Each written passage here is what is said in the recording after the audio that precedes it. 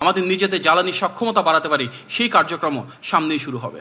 হয়তো 16 বছরের সকল সমস্যা শতভাগ সমাধান করা সম্ভব নয়, তবে সরকারের সকল পর্যায়ে সর্বোচ্চ আবেগ এবং অনুভূতি নিয়ে সেই দায়িত্বশীলতা নিয়ে আমরা কাজ করে যাচ্ছি, যেন যত দ্রুত সম্ভব জনগণের জন্য এই সমস্যাটার সমাধান করা সম্ভব হয়।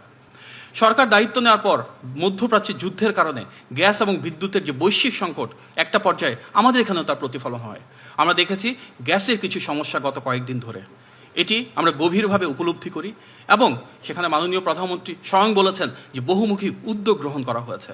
আপনারা নিশ্চয়ই জানেন FSRU যে দুটো ছিল তার ভিতর একটা নষ্ট হয়ে গিয়েছিল, সেটা রিপেয়ার করবার জন্য একদিকে যেমন সময়ের প্রয়োজন, একই সাথেও এটা বাস্তবতা যে 16 বছরের ফ্যাসিবাদের দীর্ঘ সময়ে যে ধ্বংসস্তূপ করা হয়েছিল, সবচাইতে বেশি দুর্নীতিপ্রবণ এই সেক্টর, সেখানে সবচাইতে বেশি কার্যকর উদ্যোগ ইতিমধ্যে গ্রহণ করা হয়েছে। মাননীয় প্রধানমন্ত্রী যখন চীন এবং মালয়েশিয়া গিয়েছিলেন, সেখানে যারা জ্বালানি খাতে বিনিয়োগকারী রয়েছেন ওনাদের সাথে আলোচনা হয়েছে এবং মধ্যমেয়াদে কত দ্রুত এই সমস্যার সমাধান করা যায় সেগুলো নিয়ে কার্যকর ফলশ্রুতি আমরা সামনের দিকে দেখতে পাবো। একই সাথে আমরা দেখেছি যুক্তরাষ্ট্র থেকে 25টি টপ কোম্পানির যখন রিপ্রেজেন্টেটিভ বাংলাদেশে এসেছিলেন, সেখানকার তাদের শীর্ষ জ্বালানি কোম্পানির যারা কর্মকর্তা রয়েছেন ওনারাও বলেছেন বাংলাদেশের গ্যাস এবং বিদ্যুৎ সমস্যার সমাধানে যেটা ফ্যাসিবাদ রেখে গিয়েছিল তারা যত দ্রুত সম্ভব কার্যকর উদ্যোগ গ্রহণ করবে।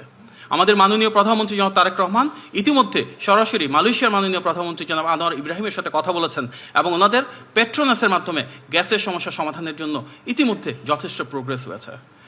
ফ্যাসিবাদের দীর্ঘ সময়ে আমরা দেখেছি যে কূপ খননের ক্ষেত্রে তারা কোনো উদ্যোগ নেয় নাই, বরং আমদানি নির্ভরতা রেখেছিল। আমাদের নির্বাচনী ইশতেহারে যেমন রয়েছে, ঠিক সেভাবে আমরা গ্যাসের অল্টারনেটিভ সোর্স কীভাবে ডোমেস্টিকলি তৈরি করতে পারি, আমাদের নিজেদের জ্বালানি সক্ষমতা বাড়াতে পারি সেই কার্যক্রম সামনেই শুরু হবে।